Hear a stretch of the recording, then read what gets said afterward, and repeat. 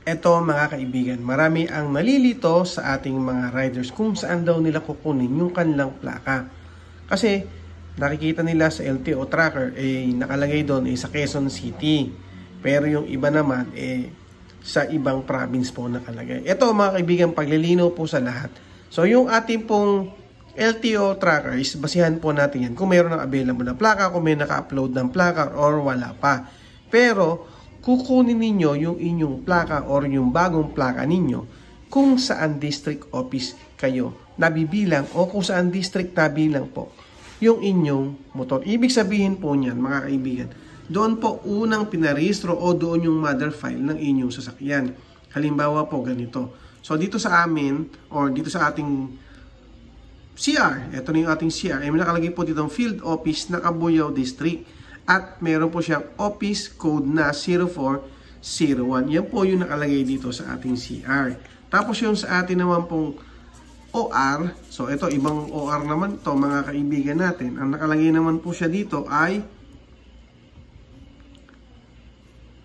Lipa City. At yung kanyang field office ay new registration unit at ang office code niya ay 0401. So yung sa mga lumang certificate of registration, lalo na yung kukuha ng bagong plaka.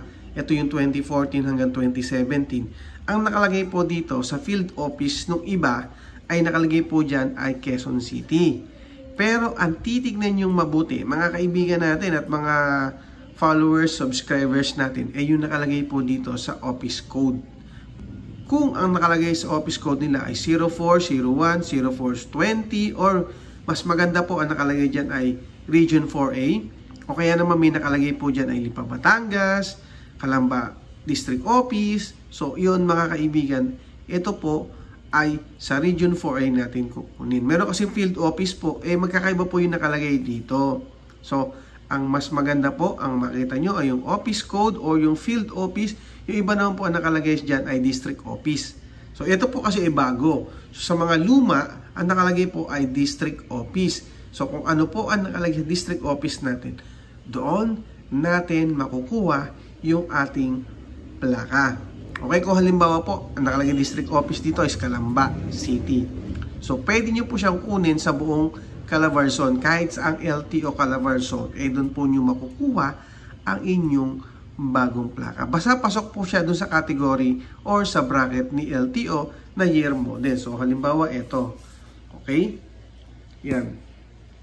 2018. So, ibig sabihin nito mga kaibigan ay hindi po siya pasok doon sa batch na bibigyan ng plaka ni LTO. Kasi sabi nga po ni LTO, yung 2018 daw, pwede nang kunin sa mga dealer or sa regional office. Okay? So, ayan mga kaibigan, kasi nga yung ating motor na to ay 2018 model. Pero ito po, sa totoo lang, ay meron ng plaka. Ayan o. Ilang buwan ko palang nagagamit to noong 2018, dumating na po agad yung plaka niyan. Kasi inabot ko po is mabilis mag-process yung ating LTO noon. Okay? So, sa mga nagtatanong naman kung pwede ba nilang ipa-deliver yung kanilang plaka kasi nga po sila is nasa malayong lugar. Okay? So, totoo naman, pwede naman po ipa-deliver. At meron po tayong mga legit na courier na magdi-deliver po sa inyo. Pero ito, real talk lang, medyo matagal po yan. Minsan naabot ng 2 weeks, 3 weeks. May baka mas mabigat pa nga, minsan mga 1 month po. Kasi nga po, sa dami ng plaka na pinapa-deliver o ini-issue ni LTO, tambak na po yung kanilang mga for deliver. At antay-antay lang po tayo kasi nga, kung doon mismo sa LTO tracker kayo pumunta, nag-request ng bagong plaka or i-deliver sa inyo yung plaka, ito po mga kaibigan ay darating sa inyo. Kasi nga po, legit po yung pinuntahan ninyo na apps para po sa pag-deliver ng inyong mga plaka. Sa mga nagtatanong naman kung pwede po sa 4-wheels to, pwede rin po sa 4-wheels to. Yung sa mga expired ng rehistro, may mga LTO branches o district office na nagbibigay po kahit expired po yung kanilang rehistro. So kailangan natin dalhin photocopy ng ating OR, ng ating CR, syempre yung ating deed of sale, mas maganda na anotaryo na po yan.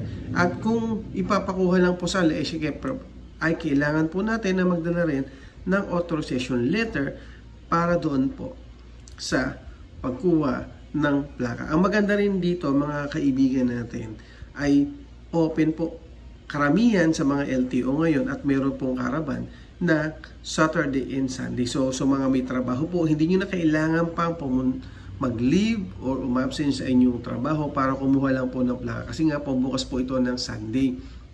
At check nyo po sa mga LTO page yung kailan at saan ang release ng mga plaka o distribution ng mga plaka. Kasi nga po nag-update naman po ang lahat ng LTO ngayon kung saan sila mamimigay ng plaka. Mayroon pa nga po nasa kalsada is namimigay pa rin po sila ng mga plaka. Okay? So mga kaibigan, ito po para sa alaman ng lahat, inuulit ko lang, tingin po kayo dito sa inyong certificate of registration kung ano pong field office yan. Okay, tulad po niyan, field office o kaya nakalagay po doon ay district office. Doon ninyo makukuha ang inyong plaka. So mas maganda, may nakalagay dyan Region 4A or NCR o anuman po, ay dito po tayo titingin para sa ating mga plaka. Okay, yun lang. Maraming salamat. Bye. Thank you.